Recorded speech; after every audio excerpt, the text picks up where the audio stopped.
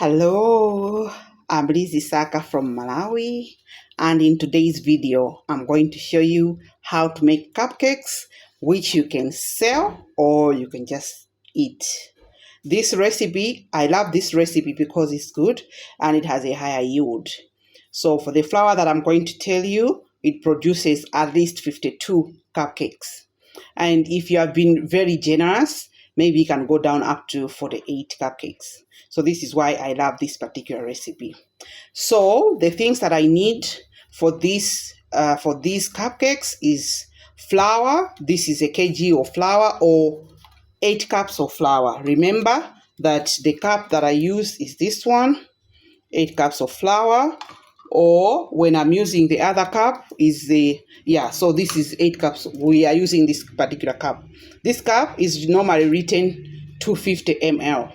This is the one that we are using. And then I'll also need, apart from the flour, I'll need 3 cups of sugar. We are measuring sugar using the same cup. 3 cups of sugar. You can use white sugar if you have, but today I don't have white sugar, so I'm using brown sugar instead. You also need 7 eggs. These eggs should be room temperature eggs, not cold eggs, room temperature. I also need butter or margarine, which is 250 grams. So this one, as you can see, 250 grams. I love this sachet margarine because it's already weighed for me, so it makes my life easy. And then I'll need milk. So the milk, we'll see how much is going to go into there because it depends on the consistency that you're looking for. So the milk, at the moment I have 1.5 cups, but it can go higher or it can go lower. It will depend.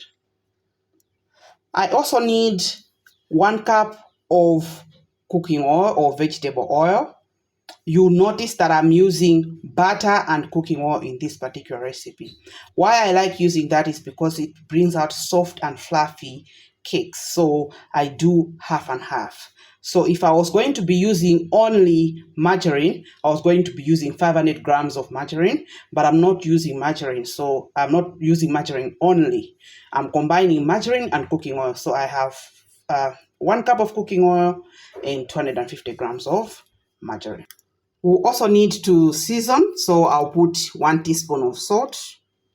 I know that most of the recipes don't include salt in the cake recipes, don't include salt in the recipe, but I like putting salt because it brings balance and also flavor. I'll also need vanilla, so I'll be using 2 teaspoons or 1 tablespoon of vanilla for this recipe. I need baking powder. I'm going to put 8 teaspoons of baking powder in my flour. 8 teaspoons of baking powder because I said 1 kg is equivalent to 8 cups of flour. So that is why I'm putting 8 teaspoons. Please, teaspoons, not tablespoons. Teaspoons, the small one, yeah. So I'm going to put 8. So it's like a cup goes with 1 teaspoon baking powder.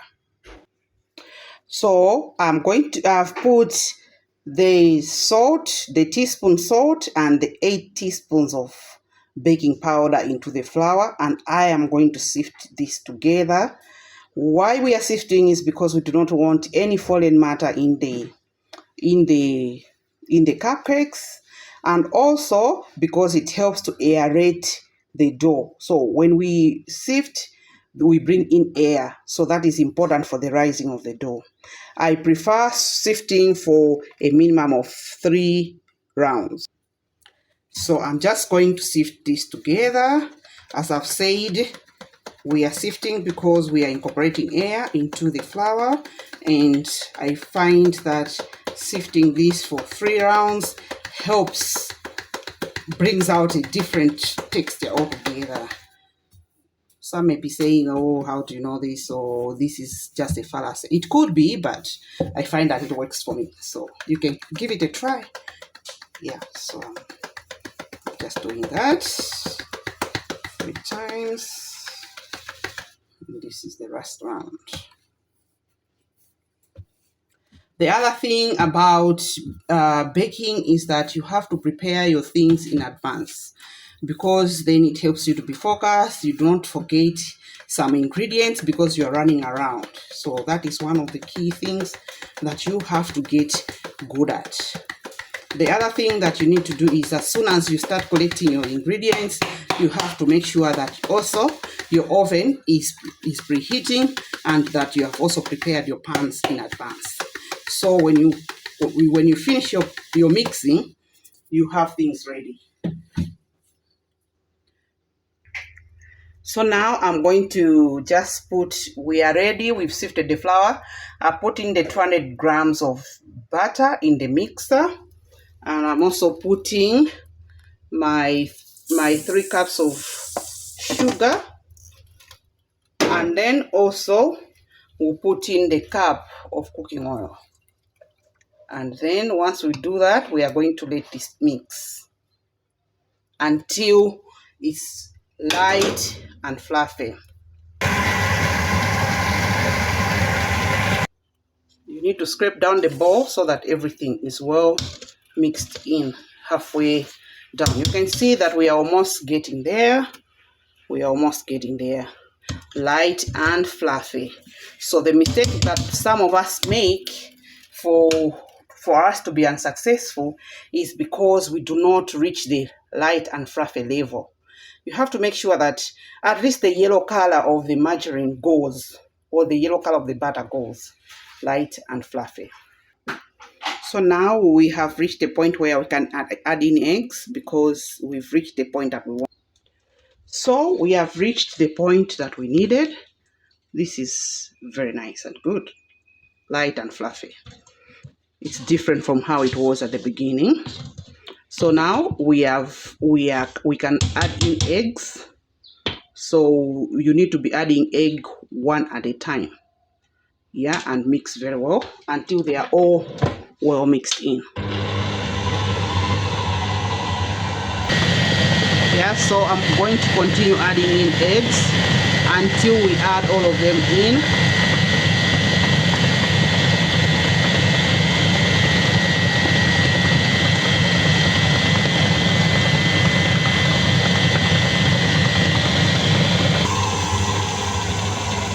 So we'll add in the last two until we are done. We are putting them one at a time because for the cakes to rise well, we need to incorporate as much air as we can. And eggs trap air also. So that's why we are adding in one at a time, so that we can whip it very well and we incorporate as much air as possible, because that is a critical key. It is key for the rising of the cakes. So you notice that my mixture has kind of curdled. This should not worry you if yours has done this. It's going to just be fine.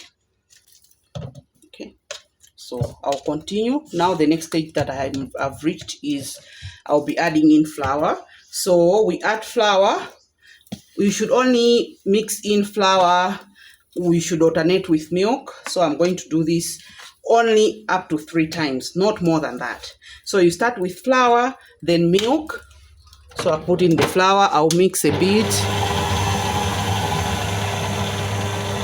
and then I'm going to add in milk. Then I'll add flour and then milk, and I'll end with flour. Only up to 3 mixes. So now I'll add milk. As I said, I'm going to be alternating until that is incorporated. Then I'm going to add in flour. So remember that in this process, you need to be scraping down the sides. You should not forget this, because we want everything to be well incorporated in. And now I'm going to put in the second round of flour.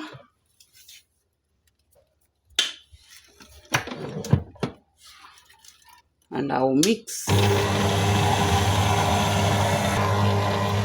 I'm just going to add in the last bit of flour.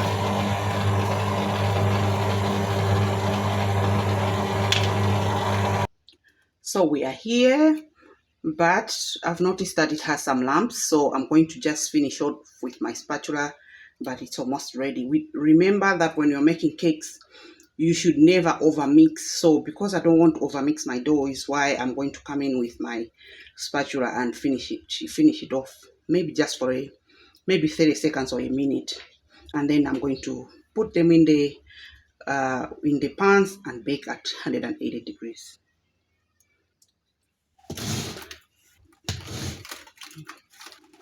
So I'm going to just do that with my spatula. I noticed that my beater was not mixing very well on the sides.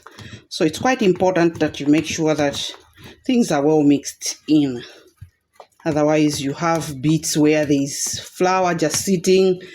Yeah, so we don't want that. Yeah.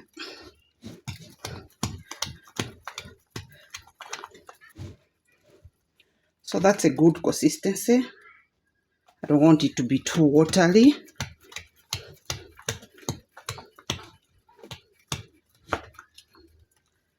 Yeah. If you like these videos, remember to subscribe, like, share with your friends. Also invite your friends to come and see for themselves. Now I'm ready to put this in there. So we are ready to put the dough in the pans. Fill them up to 3/4. You don't want to overfill them, also not to underfill. So I'm going to continue doing that until I reach the end. Into the oven, I'm just going to give it a small tap. Don't overdo it because some are going to overturn like that one. So just a small tap, and I'm going to bake them in a 180 degrees oven for 20 to 25 minutes, but you need to be paying a closer eye because you don't want to burn them. So 180 degrees. They are now out of the oven. As I said, browning is one of the indicators that the cakes are done. However, sometimes due to other reasons, your oven may be too hot, so your cakes may brown but not cooked at the center. So you can always try to test it using a fork, or if you think the fork is going to perforate two holes that are too big, then until a skewer inserted. So this is a skewer. A toothpick inserted comes out clean. It means those are done. So I have 3 sets. As I told you earlier, this recipe produces 52. I've not been able to meet 52. I've only produced 50. However, because of the temperature issues, I have different levels of doneness. You see this one here? It's not as brown as these ones. Yeah. And then I have those that are really brown. Those are really brown. So I'm just going to put them here so that you can appreciate what I'm saying. Yeah, 3 different levels of browning. This one here, that is almost overdone. Yeah, but you'd prefer to have this one and that one. All right, if you like these videos, remember to subscribe, like, share with your friends, and also get baking. Bye.